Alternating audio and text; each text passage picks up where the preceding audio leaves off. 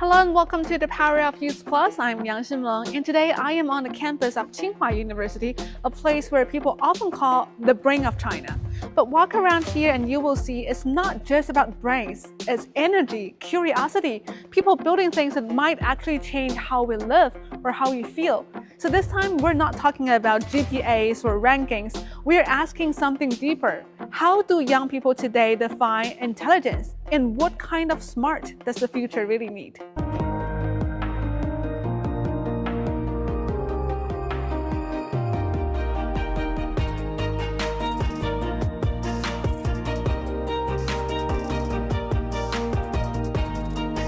Welcome back, everyone.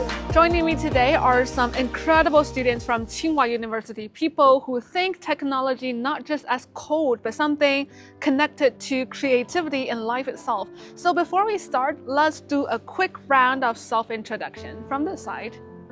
Hi, everyone. My name is Yu Gang. I'm a second-year PhD student from the Academy of Arts and Design. Hi everyone, I'm Xinhui. I'm a final year master's student from the Department of Computer Science. Hi everyone, my name is Jaslyn. I'm from Indonesia. I'm a senior student from the School of Economics and Management. Wow, thank you so much everyone for joining us. Now let's start with the science brain. Can creativity actually live there? So people often say science is about logic, but art is about feeling. Do you feel it that way? Or do you think they can actually mix?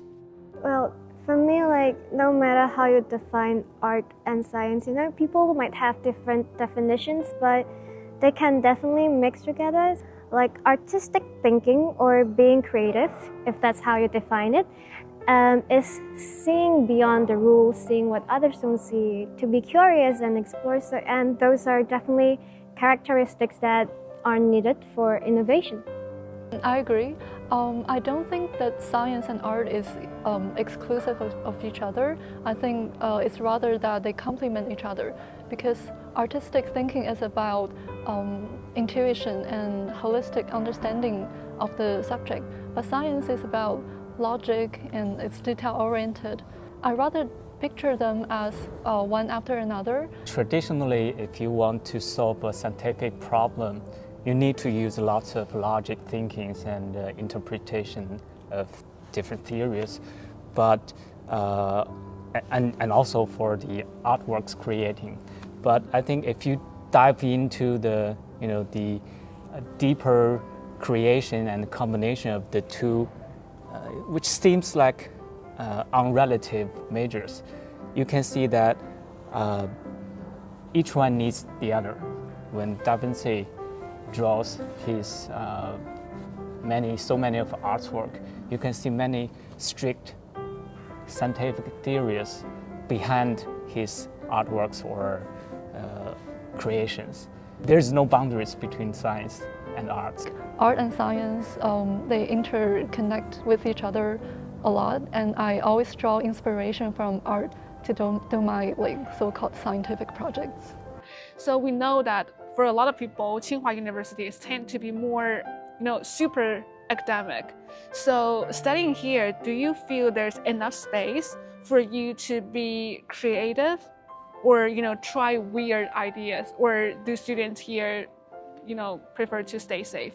Tsinghua has a lot of resources. They have a lot of clubs. Anything you can think of, they probably have it, like the diving association or equestrian association. Yeah, and then in my department, there's a project called X Lab. So they actually encourage students to create their own businesses, and our department do actually help financially. Yeah, and then I myself am in our school's mural team, so we get to paint walls of our schools or other departments. Yeah, and I'm also in my department's cheerleading team, and we get to perform on stages like the annual gala and stuff. Yeah, and that's where we get to express ourselves. We create our own performances, our own stages. Wow, so cool. We got a cheerleader here. How about you guys? Do you have any opportunities, chances to just be artistic? When a question or problems becomes more complex, it cannot be solved by a single domain or a single major. It must be collaborated with many experts from diverse backgrounds. Tsinghua University, we have over 40 backgrounds and majors within a single lab. Our lab is just an example of Tsinghua University. I play the violin with the Tsinhua's symphonic orchestra, and also like sign up for classes to, for example, learn how to design a flower basket with the Florist Association. And like I also go to beginner golf class, play tennis.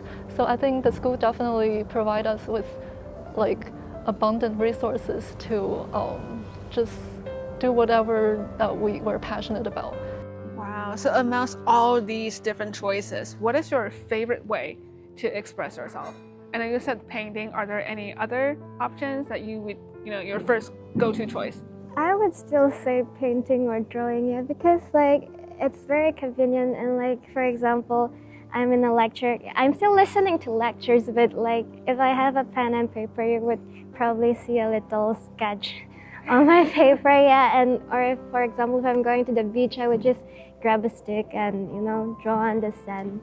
Even though it's like a quick doodle or sketch, but it captures the environment I was in and the emotions I was feeling. So. And I'm not from the art background, but I also do like art crafts just as an interest, such as pottery. I also write blogs about my interest. It's sort of like a documentation of my curiosities. So, yeah. I think of new ideas it's when I play tennis, and the second one is when I take a shower. So through all these different experiences here, what's one thing that you learned about yourself that doesn't show up in your grades or rankings? Maybe one thing I learned from my experience and working and researching is that never give up. If you see a choice, it's not, it might be, it is better or that's not better in this time. But if you take a long period of evaluation, that every choice has its advantages and disadvantages. Stay insistently in your choice. My experiences in Tsinghua have helped me grow as a person in terms of like my soft skills. For example, my social skills, how I interact with other people, and how to have good teamwork, how to cooperate, and also my leadership skills, because I get to lead several events. For example, like also in terms of art in the gala night, I had the opportunity to lead the Indonesian Association performance for the gala night, yeah, where we get to express our Indonesian culture on the international stage. So these experiences are definitely what's beyond the grades. For me, one thing that I learned about myself is that I tend to perform better if I'm doing something that I'm truly passionate about. And I think passion probably cannot be reflected directly in terms of like GPA or grades, but then it's actually very important that we have the internal drive to do what we think is impactful and meaningful. So I also try to take that inspiration into my research projects and also just generally like what I do in life. Yeah. Wow. Driven by your interest, not driven by your GPA. Exactly. Yeah, totally exactly. agree. Yeah. So we've talked a lot about creativity, but nowadays we can't talk about creativity without talking about AI. I'm sure all of you have more or less used AI to create something, yeah, writing or painting. So what surprised you the most? A few years ago, I did actually try to use AI for fun, just as an experiment to see how good it is at generating art. And like back then, it wasn't that good, but recently I saw, the AI features and stuff. The progress is very quick. I would say that's what surprised me the most. Have you tried Sora 2? Not yet, but I've seen the videos. It's amazing. Yeah, it's so fast. What about you guys? What surprises me the most is actually how aligned AI is, and also how good the user experience that various AI platforms are giving us. Even people who are not, even people from non-technical background can utilize AI to create stuff or do art or like help to streamline their own like work or like tasks. User friendliness is surprisingly good nowadays. I think AI is opening more opportunities for like human beings to be free from like the most boring works. So since AI can already make paintings and music and poems, why do you think, what makes human creativity still so special? Or just what do you think can't AI copy? To me, it's the emotion we feel and the experience we've got. So, like AI, their creation are imitations of the data set that they study. So, however, humans, we are all very uniquely different. We each have our own emotions that we feel, like the joys and sorrow. Also, our personality are very different, and of course, our experiences. So, like this, human can create unique, original pieces that are different from anything else that have been created in this world. So that's definitely something that AI couldn't copy. Yeah, personality. Yeah, I totally agree. I think the most important thing of an artworks, like you have said, the AI can write poems and write songs and maybe draw artworks. I think the most important thing is that the interpretation of the author themselves, like what they experienced, what they treasure most, and what they're feeling when they're creating their works, that a song may be transmitting that information to the auditions. Humans are better at ensuring the artistic integrity than AI, which is only mass-producing existing patterns. If you could redesign education, what do you want more of? I wouldn't say like I would include something more, but I hope to foster an environment where a particular field, every different field is not superior, or inferior than the other, because we see that a lot sometimes right now, especially art.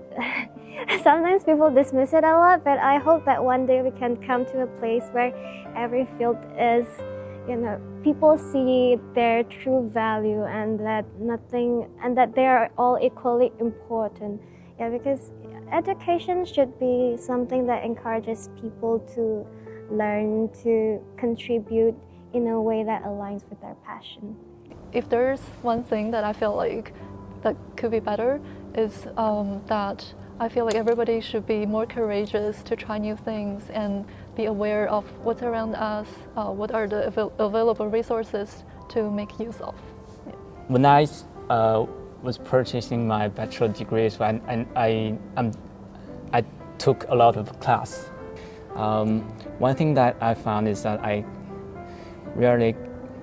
cannot remember many things in the class. But if I build by myself, like creating a electronic car, or drawing like 100 paintings, I can remember very, very freshly.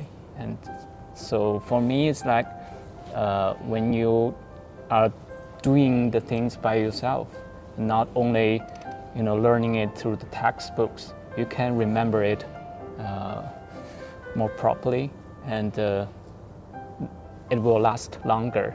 Last question here for today. So 10 years from now, do you see yourself more as a scientist or an artist or something in between? 10 years? 10 years. 10 years is a very long time, but I would say definitely something cross-discipline, because because my current bachelor's degree, I would say it's more scientific than art. So it will be a part of me that I carry through the future. And art is also, I would say, my passion. Yeah, I have a deep connection with art, so it is also a part of me that I couldn't ignore.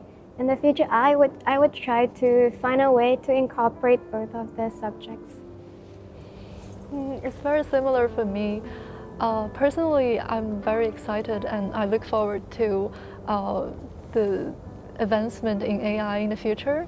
But then at the same time, I feel like my passion is, or my personal interest is also a lot about art. So in the future, I hope that I could find something or be someone who's both a scientist and an artist. Yeah, I think for me, maybe something in between. But I think the most important is not what I want to be, but I imagine that I can build a team that has many scientists and many designers and other, people from different backgrounds, and we collaboratively build a new, maybe some technologies or some products that can really change the way we live and really benefits for different people. Thank you so much, everyone. It's really great to have all of you here. Each generation redefines what it means to be smart. For this one, maybe it's not about always having the answers, but about asking the right questions and always daring to imagine something new. All right, thank you so much for watching. This is Power of Youth Plus. See you in the next episode. Bye-bye.